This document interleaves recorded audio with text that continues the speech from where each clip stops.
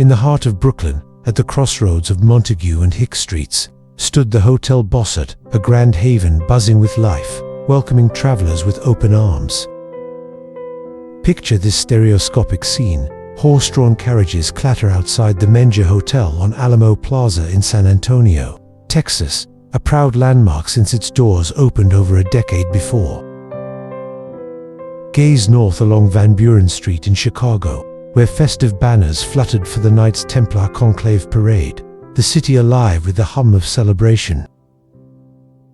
Between Willoughby Street and DeKalb Avenue in Brooklyn, the Raymond Street Jail loomed large, its stern walls whispering tales of justice from a bygone era. Through a stereoscopic lens, we peer into a prison yard somewhere in the United States, where guards and prisoners moved in a quiet dance of routine. High above Virginia City, Nevada, the Gould and Curry mine mill churned tirelessly, coaxing silver from the Comstock lode to fuel dreams of wealth. A cherished cabinet card brings us to Victorian San Francisco, where the Cliff House perched above Seal Rock, offering diners a view of the Pacific's endless waves. At the Southside coal mine, horses and wagons teemed with freight cars to haul black gold from the earth, a gritty symphony of labor and progress. A simple log cabin in Utah stands as a silent witness, where a Mormon family gathered out front, their lives woven into the fabric of the frontier.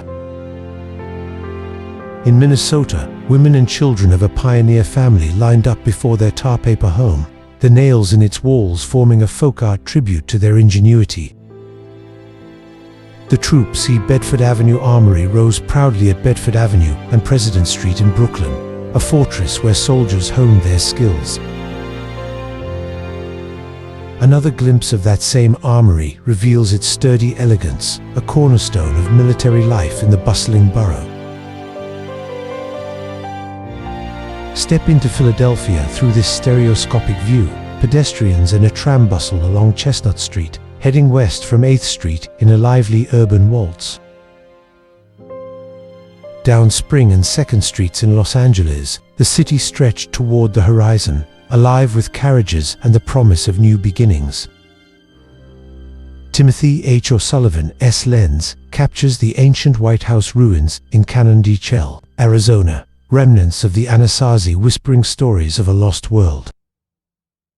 Two men converse softly in the foreground as a funeral procession emerges from Greenwood Cemetery's ornate gates in Brooklyn, a solemn ritual unfolding. The Ferris wheel on the Midway Plaisance spun dreams into the sky during the World's Columbian Exposition in Chicago, a marvel that stole every visitor's breath. The McGee House in Cannesto, New York, opened its doors as a sanctuary, guiding those escaping slavery northward along the Underground Railroad. People wandered the grounds of the Smithsonian Institution building in Washington, D.C., drawn to the castle and its treasures of knowledge. Near Trinity Church in New York City, hammers rang out at a construction site, shaping the skyline with each swing. Horse-drawn carriages and a horse-car rolled past Detroit City Hall, James Anderson's design standing tall as a beacon of civic pride. Inside Hopkins Hall at Johns Hopkins University in Baltimore, students bent over books in the library, lost in the pursuit of wisdom. From 46th Street, the view south to Grand Central Station revealed a bustling hub, where trains carried stories to and from New York City.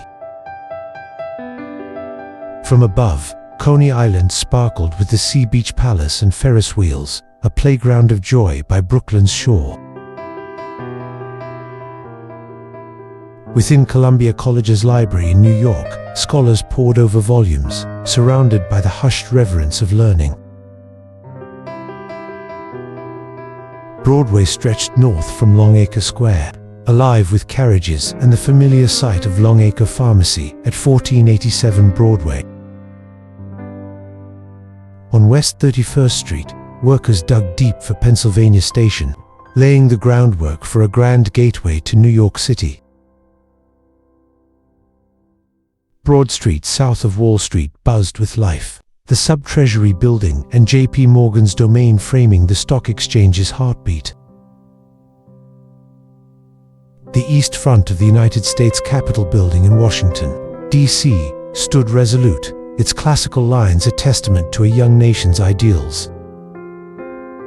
A former New York University building rose stately and proud, its halls echoing with the ambitions of students past.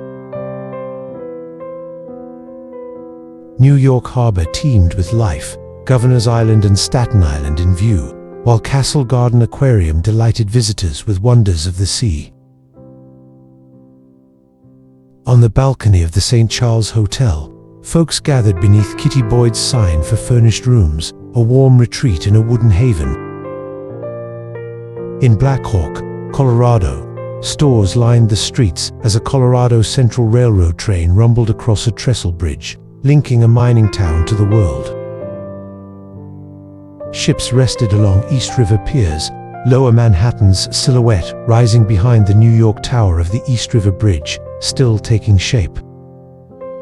At Wall Street and Broadway, a stereoscopic view catches a horse-drawn streetcar weaving through pedestrians, the pulse of Manhattan's financial core.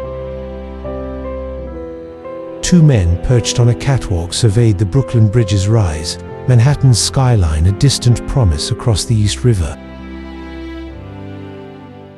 The class of 1892 at Johns Hopkins University stood sharp in suits on brick steps, ready to step into a world waiting for their mark.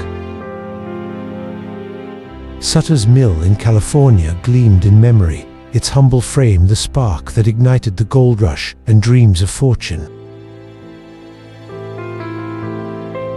The Fifth Avenue Hotel in New York City welcomed the elite, its luxurious embrace a hallmark of Manhattan's golden age.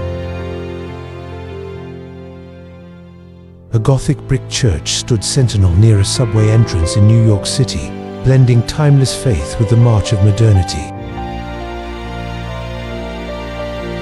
Coney Island unfolded below, dreamland and bombers' bathing pavilions gleaming beside the Leapfrog Railroad's thrilling curves. The Montauk Club at Lincoln Place and 8th Avenue in Brooklyn welcomed the refined, its elegance a quiet boast of status. Wall Street stretched toward Trinity Church, its spire a gentle reminder of grace amid the clamor of finance. Sherry's private dining room in New York City glowed with opulence, where fine china and crystal set the stage for elite gatherings. Brighton Beach Park and Bathing Pavilion in Coney Island beckoned with seaside pleasures, a cool escape from summer's heat.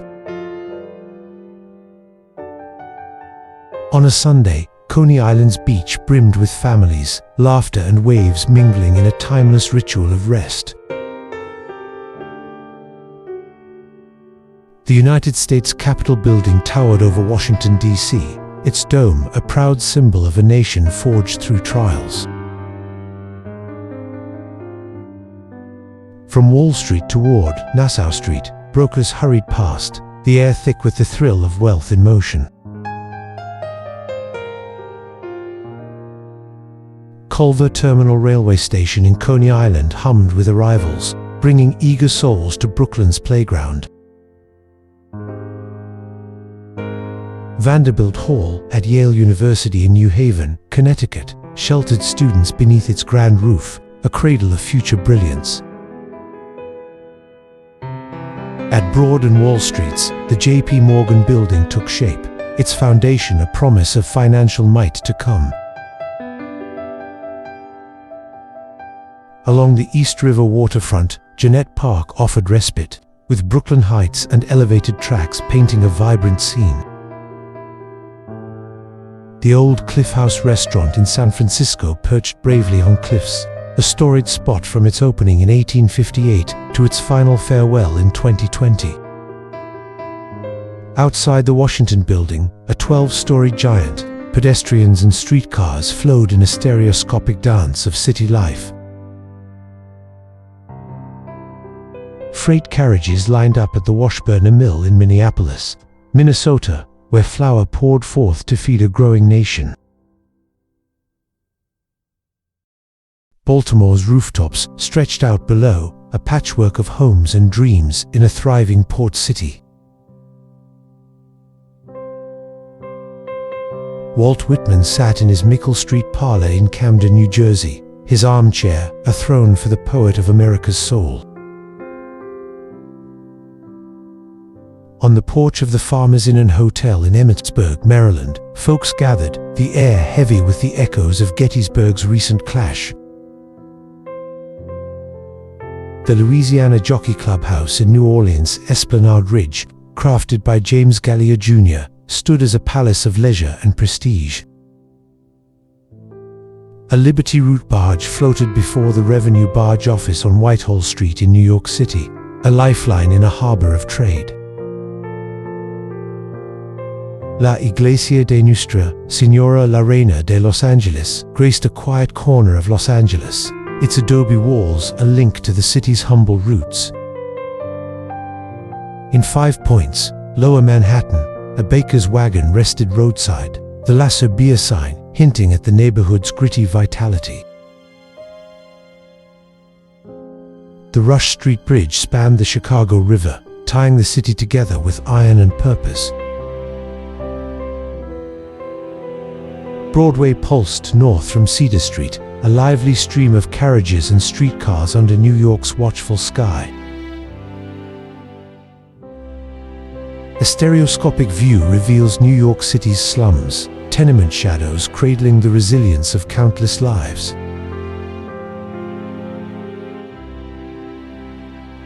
Pedestrians passed the Howard House Hotel, Tucker's Bakery, and more, a quaint tableau of daily commerce. A crowd swelled at the ferry entrance, perhaps to Coney Island or Staten Island, eager for the journey to Battery Park. From the wooded island, the government building at Chicago's World's Fair stood proud, a showcase of national pride.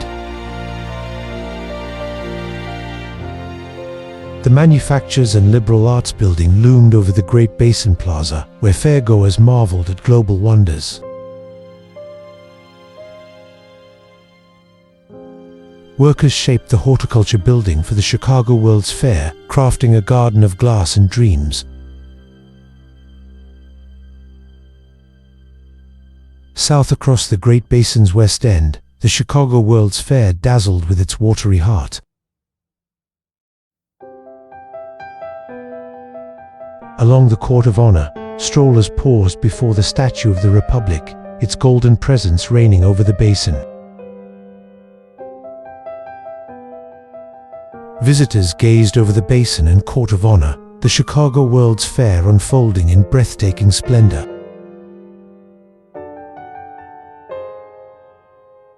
An eastward sweep showed fairgoers wandering the basin and Court of Honor, a vast canvas of human endeavor. At night, the administration building glowed luminous, electric light painting the Chicago World's Fair with magic. People crossed a bridge to the Women's Building at the Chicago World's Fair, a tribute to feminine achievement.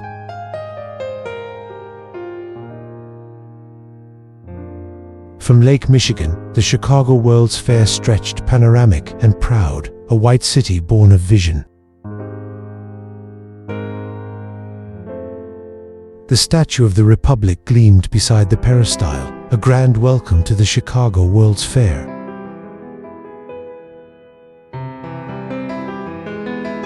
Jane Addams sat at her desk in Chicago, penning words of reform, her spirit a beacon for justice. The Manufactures and Liberal Arts Building rose from scaffolding, a giant poised for the Chicago World's Fair. Fort William Henry guarded Pemaquid Harbor in Maine, its weathered stones steeped in tales of struggle.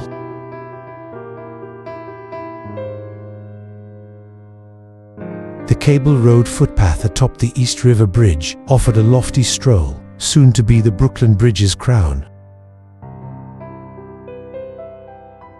Two men rested on Charleston's rubble, the Confederate city bearing the scars of Civil War's end.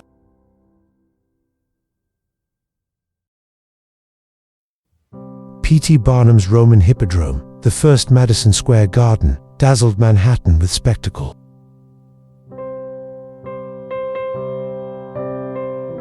A stereoscope slide frames the Smithsonian Institute in Washington, D.C., its red stone a timeless muse. Another stereoscope slide catches the Capitol building, its dome a proud silhouette against the sky.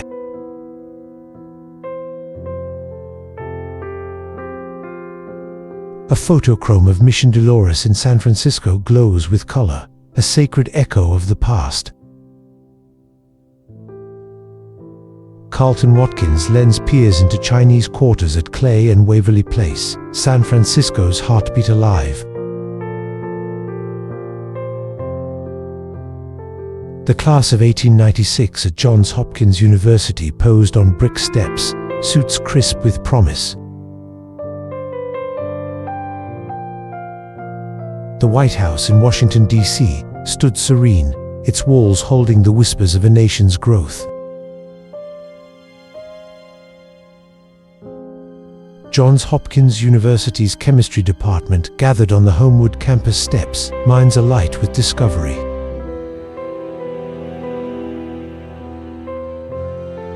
The Alexander Hamilton U.S. Custom House stood amid bustling streets, a stereograph of duty and trade.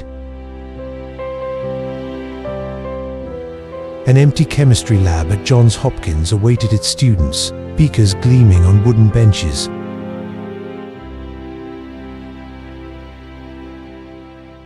Abraham Lincoln's funeral procession entered Chicago's courthouse, a city cloaked in mourning.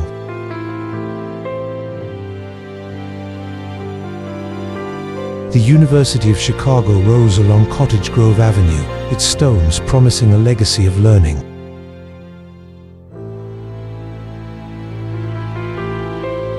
Stanford Brothers Pacific Oil and Camphene Works hummed on Front Street, San Francisco's industrious pulse.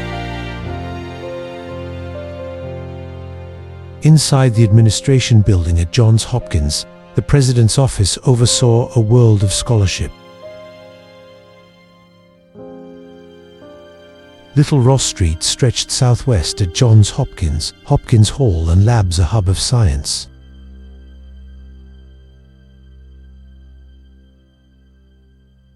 In the History and Politics Seminary at Hopkins Hall, classes on the blackboard guided eager minds. Herbert Baxter Adams led students in the seminar room at Johns Hopkins, a cradle of historical thought.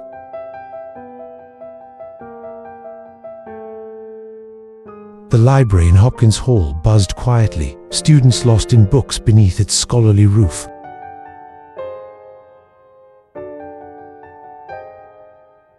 The administration building at Johns Hopkins faced west, a sentinel of Baltimore's academic heart. From Howard Street, the administration building stood with a horse-drawn carriage rolling by, a timeless scene.